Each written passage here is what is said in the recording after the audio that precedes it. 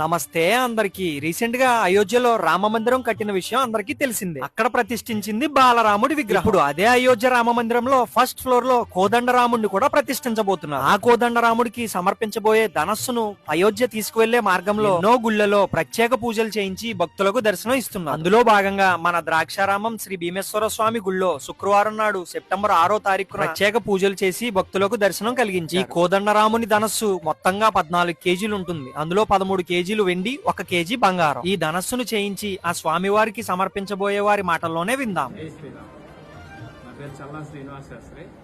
నేను అయోధ్యలో ఉంటున్నా 6 సంవత్సరాల నుంచి.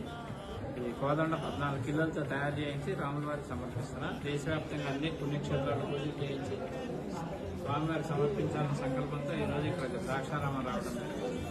స్వామివారి ఆశీస్సులు తీసుకొని మొత్తం ఇక్కడ నుంచి బయలుదేరుతాం. జై శ్రీరామ్. సబ్స్క్రైబ్ ద్రాక్షారం కుర్రోడు ఫర్ మోర్ వీడియోస్.